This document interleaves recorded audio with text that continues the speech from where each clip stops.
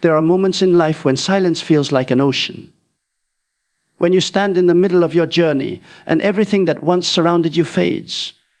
The noise, the voices, the company, the laughter. The crowd that once walked with you suddenly disappears, and you realize that God has invited you into a sacred classroom called solitude. It is not punishment. It is preparation. It is the divine whisper saying, "Come away, that I may speak to you." Oh, to hear God is not a gift given to the busy. It is a revelation reserved for the still. He does not shout over the storm. He waits for you to silence it. When life becomes loud, his voice feels distant, not because he has stopped speaking, but because we have stopped listening.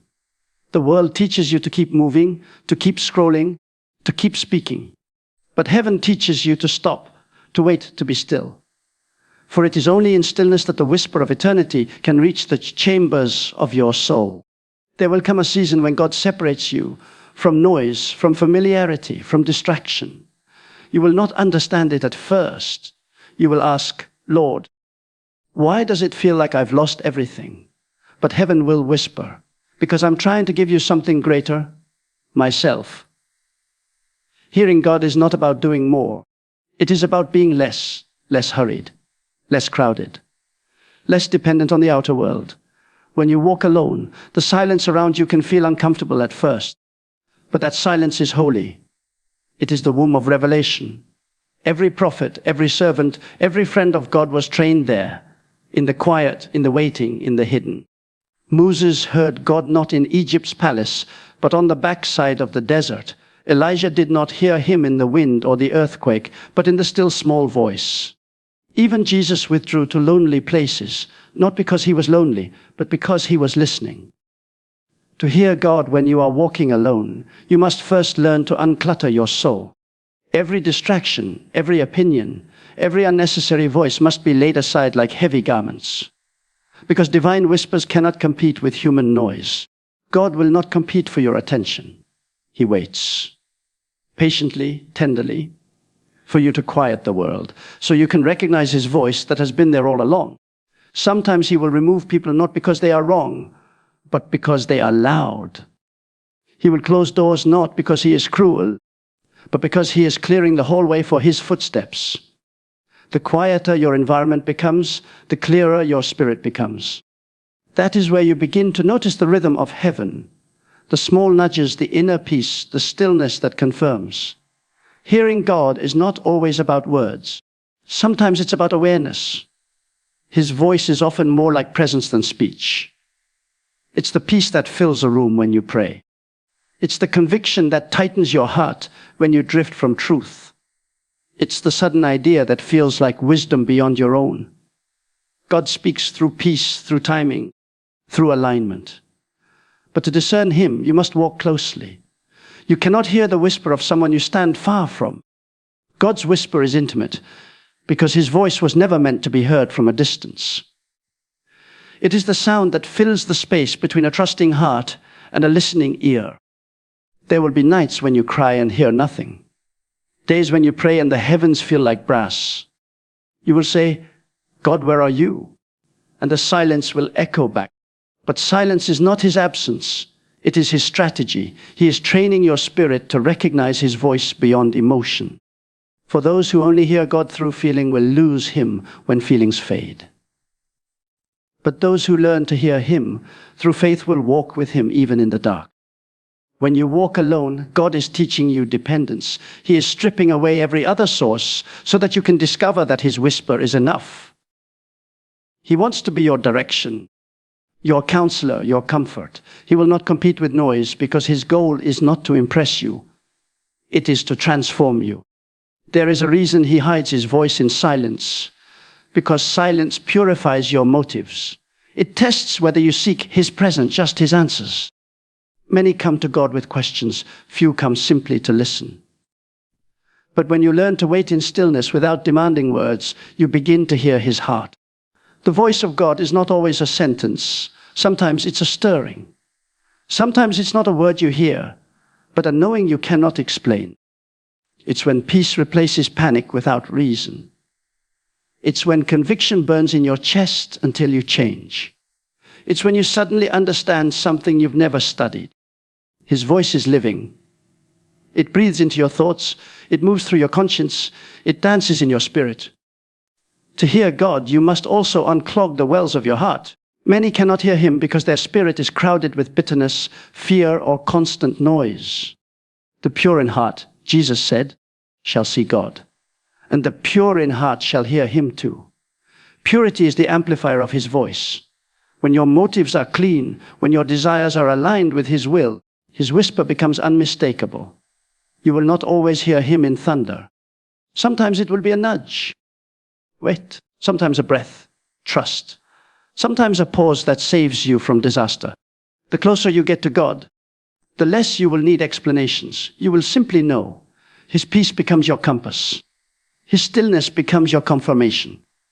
When you are walking alone, your emotions will tempt you to doubt.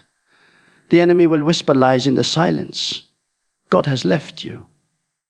But do not believe it. The silence is proof that he is near, for only those he walks beside are called to stillness.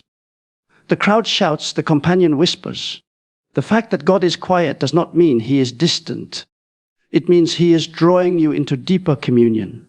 There will be days when hearing God requires faith more than feeling. When your prayers return unanswered, stay. When your worship feels dry, stay. When your heart aches and heaven is silent, stay.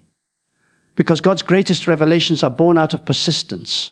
The secret of hearing God is not perfection, it's consistency.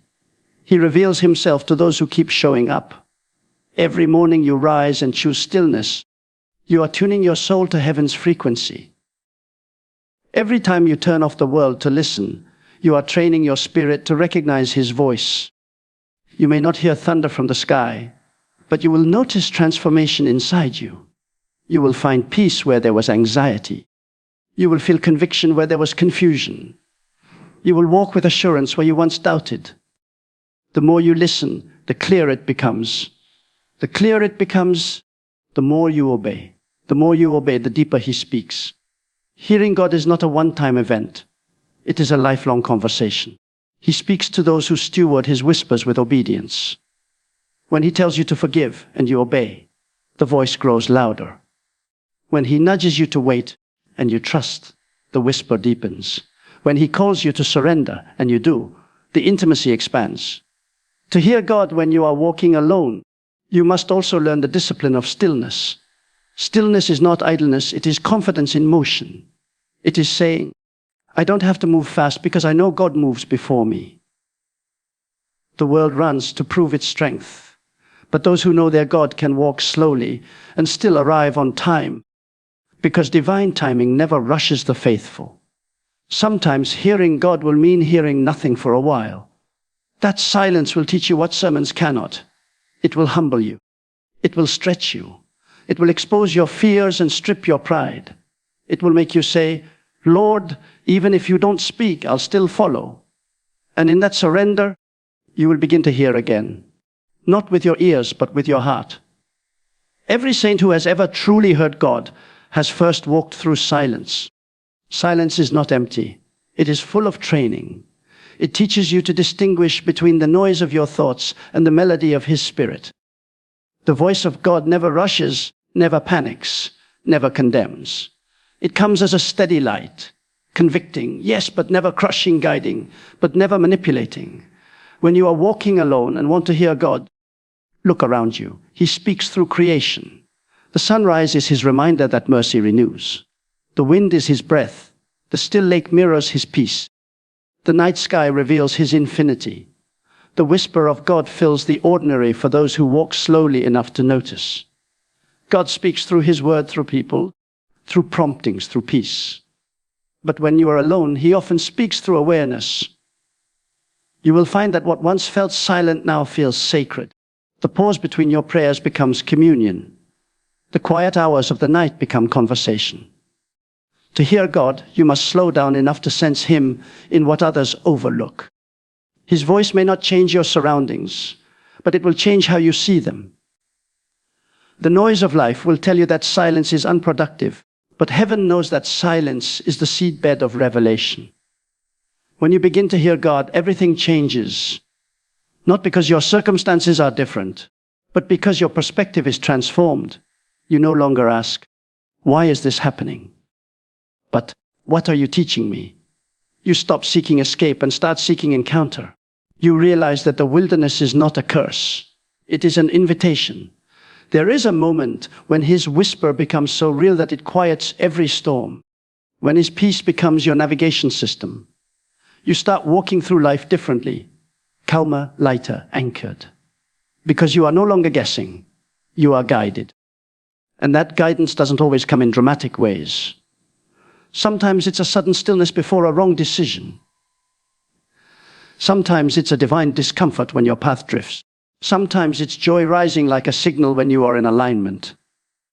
Hearing God is not about trying harder, it's about trusting deeper. It's realizing that his voice is not rare. Your attention is. He has always been speaking. Through the sunrise, through scripture, through the tug in your conscience, through the rhythm of your heart. But until you quiet your world, you won't hear what heaven has been saying all along. So if you are walking alone right now, if it feels like the crowd has left, the friends have faded, the plans have stopped, don't rush to fill the silence. Stay there. For that silence is holy ground. It is where God shapes prophets. It is where he births clarity.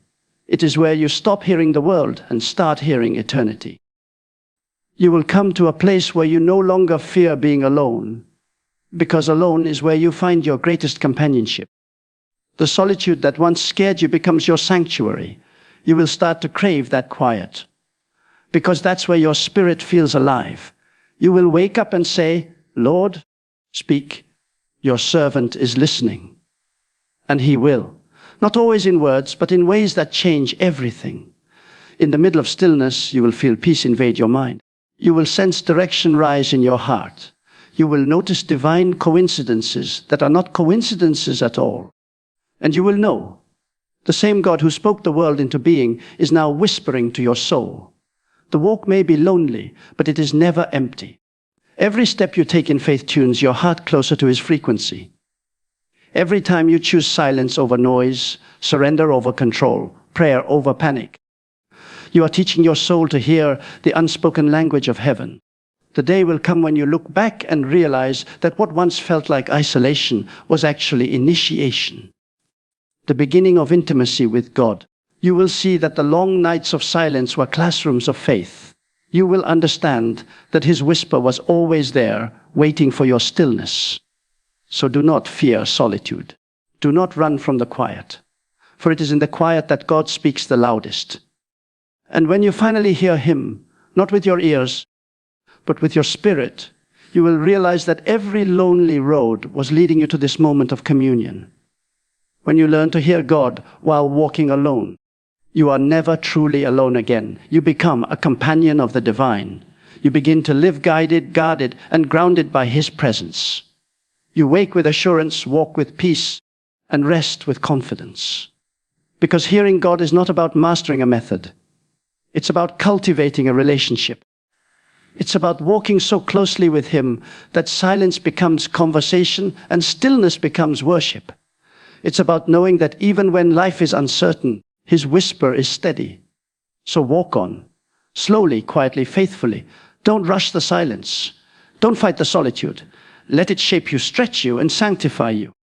For the God who speaks in stillness will soon speak through you. And when you hear him, truly hear him, you will never mistake another voice for his again. And that, my friend, is the beauty of walking alone with God. The solitude that once felt empty becomes the place where heaven speaks. The silence that once frightened you becomes the sound of his whisper. And the loneliness that once broke you becomes the space where love himself draws near.